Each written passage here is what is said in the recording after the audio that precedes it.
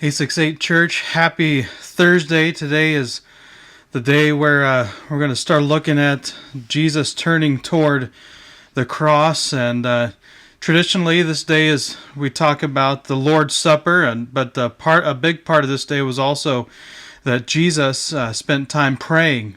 And so I want to go to Matthew chapter 26, verse 39, and read that for us as we get started for today's daily coaching tip.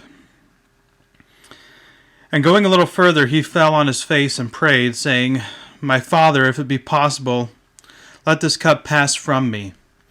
Nevertheless, not as I will, but as you will."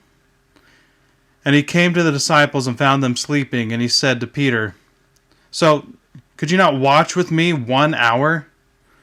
Watch and pray that you may not enter into temptation. The spirit indeed is willing, but the flesh is weak." Again, for the second time, he went away and prayed, "My Father, if this cannot pass unless I drink it, your will be done." And again he came and found them sleeping, for their eyes were heavy. So leaving them again, he went away and prayed for the third time, saying the same words again. And then he came to the disciples and said to them, "Sleep, and take your rest later on. See, the hour is at hand, and the Son of Man is betrayed into the hands of sinners. Rise, let's be going. My betrayer is at hand."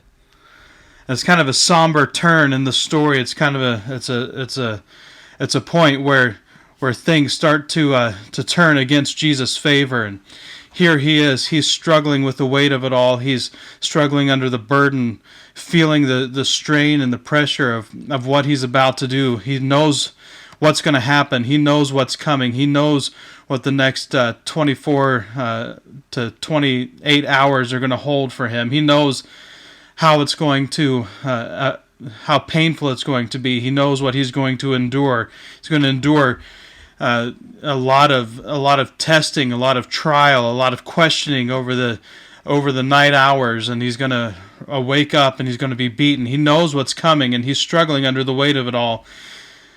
And you can imagine how you might respond if you knew what was coming, and you come back to the people who are supposed to be watching out for you, the people who are supposed to be caring for you, and you see them sleeping.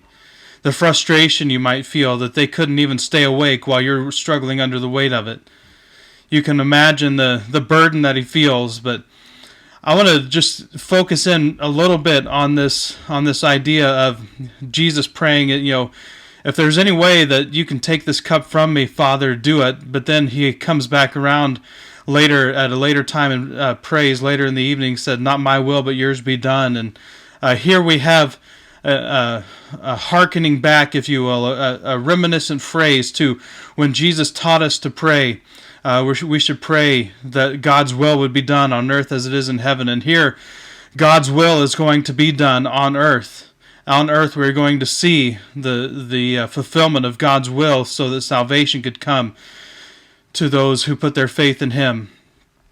It's a great tie back. It's a great callback, if you will, to what Jesus had talked about.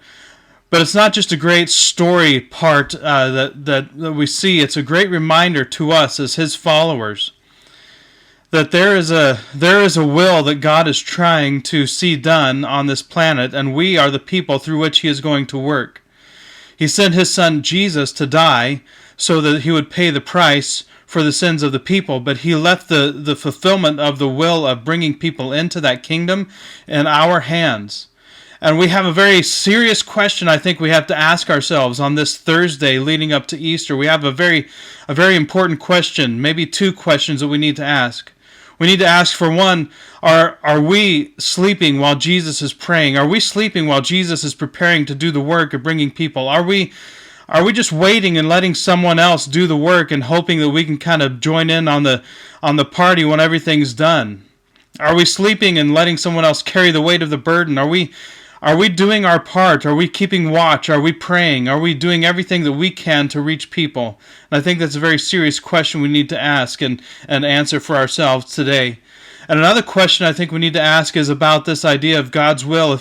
If God requires us to be involved in fulfilling His will, are we doing our part?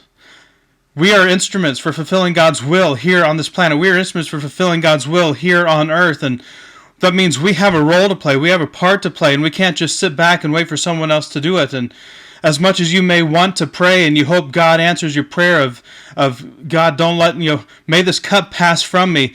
Take the responsibility off my shoulders and put it on someone else so I can just enjoy the benefits of being one of your children. As much as that may be our desire, that is not a possibility. That is not a reality. You may not want to reach out to your friends, your neighbors, your families, your coworkers, those people God has put into your life. You may not want to do the work of sharing Jesus with people as you encounter them and inviting them to come to church. And I know that can be a challenge. I know how hard it can be. I just did it a couple of days ago, and I know it can be stressful. It can be strenuous, but we're not allowed to just call that in and let someone else do it for us. We have a responsibility when it comes to fulfilling the role, to fulfilling the will of God. And so, as much as we may hope someone else will do it, that's a part we all have to play. And we need to follow Jesus' example today. We need to look seriously at what Jesus did for us on the cross and follow his example, who prayed and hoped that this cup would pass from him, but in the end he decided that following the will of his Father and bringing the will of God to the earth was much more important than his own personal desires in the matter. And so today, as we head into the last couple of days, we're going to have the opportunity to invite someone to our Easter service. We need to make sure we're checking our motives, our intentions, and seeing, are we willing to give up on God's will, or are we willing to fulfill God's will, even if the cost comes at a price for us. So today, I hope that encourages you, because we would normally be talking about our 6 to 8, and I think that's a very important, pertinent passage that we look at when we think about inviting those 6 to 8 people to be a part of us. I know it's a little bit longer video today, but it was really important to dig into those. Have a great Thursday. Spend some time reading through your meditations and focusing on what Jesus did. Read through the stories of the Lord's Supper, and come back tomorrow as we'll talk about and finish up this Holy Week with Good Friday.